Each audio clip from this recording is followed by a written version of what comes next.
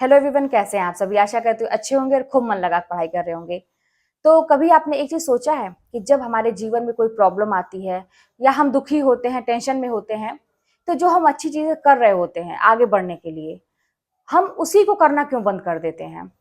बाकी चीजों को तो करते हैं जो जरूरी समझते हैं, लेकिन क्या ये हमारे लिए जरूरी नहीं है। तो कहीं ना कहीं से इस चीज पे आपको सोचना चाहिए। आपको पता चल जाएगा कि आप इस चीज को कितना सीरियस लिए हैं, इतना कितना इसको जरूरी समझ रहे हैं अपनी पढ़ाई को, या आगे बढ़ने के लिए जो भी पॉइंट आपने अभी उठाया है, कितना सीरियस ले रहे हैं, कितना जरूरी है आपके लिए।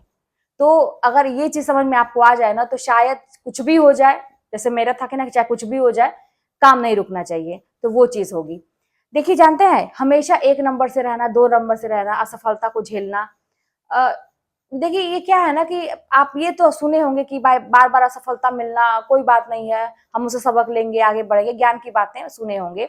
लेकिन कष्ट होता है तब जब एक नंबर या दो नंबर से रह जाता है और बहुत जरूरत होती है किसी चीज की, और हम शिद्दत से चाहते हैं, दिल से चाहते हैं, है ना। दिल से बहुत चाहते हैं कि हमें वो चीज मिल जाए, लेकिन जितना करना चाहिए था ना उतना नहीं किया, बस यही गलती हो गई है। अब ये चीज हमें समझ में भी नहीं आती है। हमें ये लगता है कि हम जितना कर रहे हैं उतना पर्याप्त है ना। तो उसी हिसाब से हम पेपर देने जाते हैं और आधी अधूरी तैयारी के नाते कंफ्यूजन होती है। फिर उसके बाद से हमारे क्वेश्चन गलत होते हैं और एकदम जाते जाते जाते जाते अंत में कहते हैं ना कि एकदम पहुंचते पहुंचते रह जाते हैं। मेरे साथ भी ऐसा कभी कभी होता था कि चीजें होते होते रह जाती थी। तो मैंने ये चीज सीखा इससे कि क्या है ना कि ये तैयारी में ही कमी है। ऐसा नहीं था कि मैं पढ़ती नहीं थी, या फिर ऐसा नहीं था कि मैं बहुत ज्यादा सोचती नहीं थी। बहुत ज्यादा इच्छा बहुत रहती थी पाने की कुछ, लेकिन उस लेवल की जो तैयारी करना चाहिए ना, जैसा करना चाहिए, वो चीज नहीं था।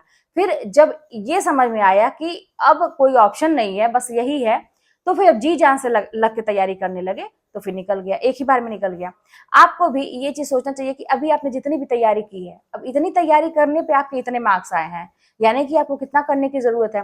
अगर आप एकदम बॉर्डर पे हैं, आप बॉर्डर क्रॉस करना चाहते हैं, तब आप इतने परेशान हैं। कुछ लोग तो टॉप कर जाते हैं, कुछ लोगों के तो मार्क्स ऐसे होते हैं जो मतलब कहते हैं ना कि जो टोटल होता है उसमें से 10-15 नंबर ही कम होते हैं, उतना हाईएस्ट पा जाते हैं। वो कैसे इंसान है, वो लोग कौन है।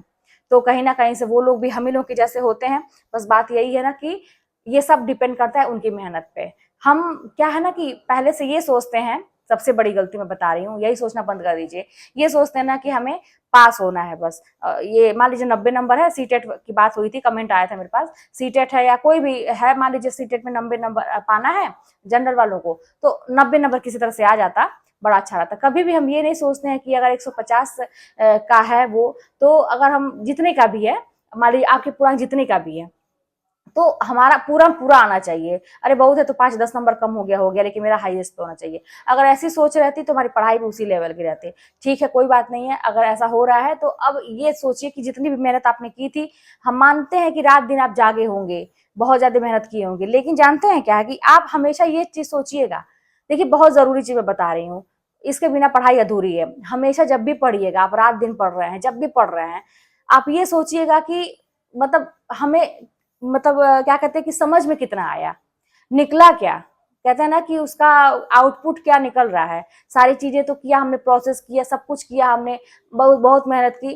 अब जब हम टेस्ट दे रहे हैं या अपने मन में सोच रहे हैं कि मेरा तैयार कितना हुआ, बस मतलब हमेशा इससे रखिएगा कि काम कितना हुआ, है ना। हमेशा ये जिंदगी में ना बड़ा अच्छा फंडा है, किसी भी चीज में सफल होने का ना। आप कुछ भी करिए, कितनी भी मेहनत करिए, अंत में आपको बैठ के अपने आप से जरूर पूछना है कि काम कितना हुआ, क्या हम फायदे में है कि नुकसान में है। अगर हम दिन भर पढ़ रहे हैं, रात में भी पढ़ रहे हैं, और फिर मेरे क्वेश्चन गलत हो रहे हैं, आंख बंद करके सोचने पे ये लग रहा है कि नहीं मेरा तैयार नहीं है, डाउट है, तो फिर ये कौन सी पढ़ाई है। ये पढ़ाई नहीं है। जब तक एकदम 100% मतलब श्योरता आ जाए कि हाँ भाई सब कुछ मेरा तैयार हो चुका है।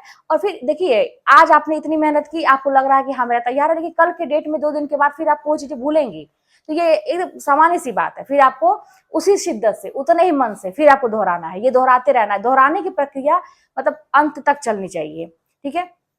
तो बस ऐसे काम करिए, आप देखेंगे कि आप जीवन में फिर आगे बढ़ेंगे और आपको दिक्कत नहीं होगी।